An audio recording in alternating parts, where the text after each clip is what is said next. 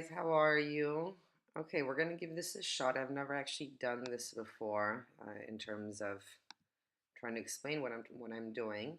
But like I said, my use of Illustrator is super basic. I mean, I self-taught basically just to be able to do stuff when creatives wouldn't be able to do it for me when I was working in advertising agencies. So it's very, very basic, just to moving around a few things. But I found it really useful for building up this sheet. So I hope you do too.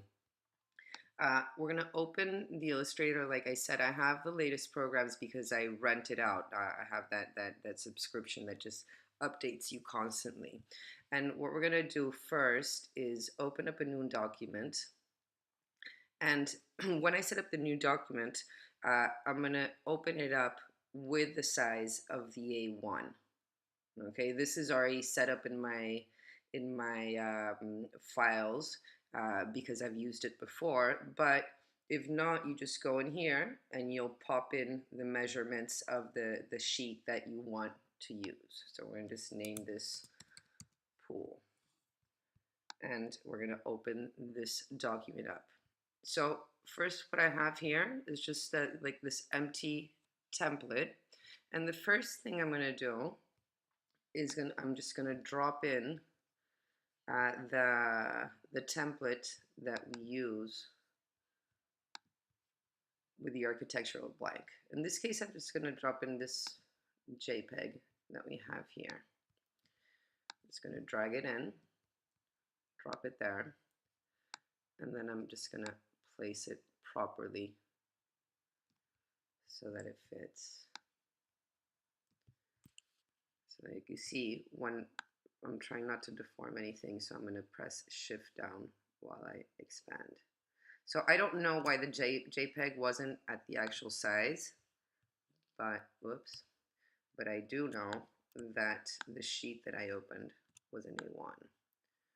So, okay, that's not working out. I'm sorry, it was the other file that I was using, the other JPEG. For some reason, that one was not the right one. So this should work out perfectly well. See? Okay, there we go. So already I have this. Illustrator does build in layers. I don't, I don't use the layers very much, but it will happen sometimes that you have an object. For example, I'm just going to draw a very simple object here, right?